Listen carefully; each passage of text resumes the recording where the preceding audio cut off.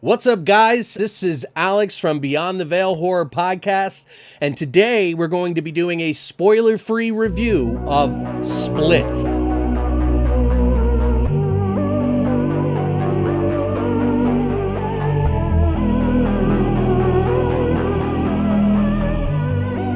So let me go ahead and start this off. I did once do a review of M. Night Shyamalan's The Visit, which I actually quite enjoyed.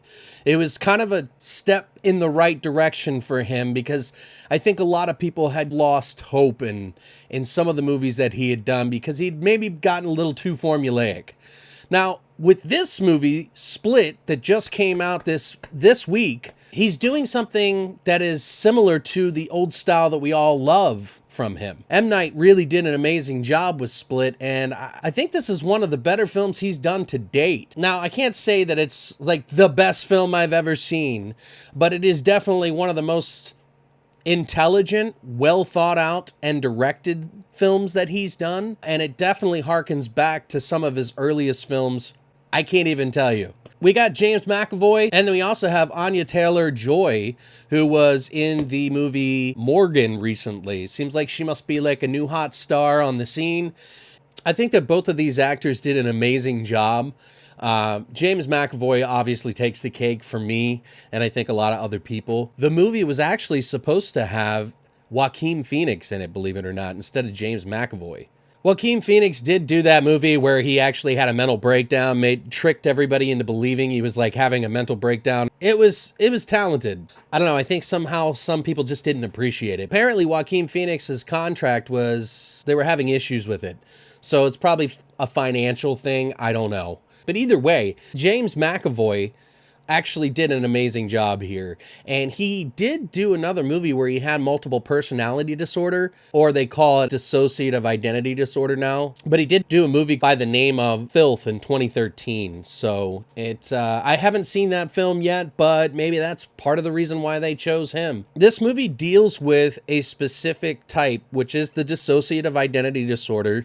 And I'm not too familiar with it personally. When I saw the trailer, I felt like we were gonna watch Altered States meets multiple personality thing, because they allude to the fact that he can basically change his physical makeup to be whatever he wants. In the movie, I'm not really ruining anything, but they basically say that he has like 23 different personalities with a possible 24th. A lot of the camera work in this movie is well done. It's the atmosphere is really good. James McAvoy's characters flipping between all the different multiple personalities is just fucking phenomenal. Can you imagine trying to go through like even just 6 different personalities, like switching them just like that? You probably become dissociative with your own identity. For James McAvoy to do such a wonderful job on this film, I think it deserves a lot of credit. Now, do I think that this movie is the best movie that's ever been made? Obviously not.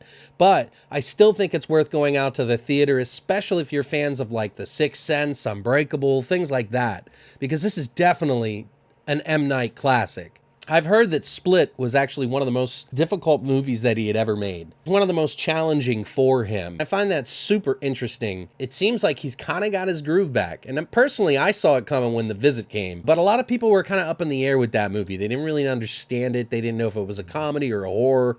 But this one is pretty straightforward. Now, do I consider it a horror movie? Yes and no. I mean, it's got elements of that. It's got more of a suspense thriller sort of feel to it with like kidnapping, because in the trailer they show that he kidnaps these 3 girls and takes them to his own place. You start to find out all these different personalities that he has. The cat and mouse sort of gameplay with Anya Taylor is pretty good. These two, James and her, work together so well. It was pretty amazing. Now, as far as the story goes, the story is actually really it's got a lot of parts to it. I was actually very impressed with how well they pieced it all together.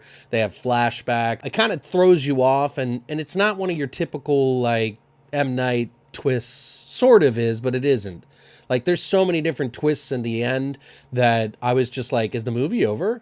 Oh, wait, no, it's not. It's continuing on. Oh, is it over? No, it's not. It's continuing on, which isn't a bad thing, by the way. I think I'd probably give this movie an 8.5, only because my particular interests, the ending, will make you love this film. It is like the cherry on top. It's just what makes it perfect. Oh my God!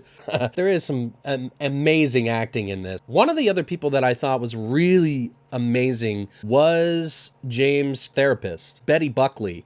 She is really good in this. If you've been looking for something that's more in line with M. Night Shyamalan, Shyamalama Ding Dong, Shyamalan, I don't know. If you're looking for something more along the lines of what you have loved about him in the beginning, I think this movie is going to be for you. I still don't feel like it's a horror movie necessarily, but it is definitely a suspense thriller with a twist. Definitely go check it out in the theater. I think it's worth the money to go see it. Thanks for stopping by, guys. I hope I helped you in figuring out whether or not you'd like to go see this movie.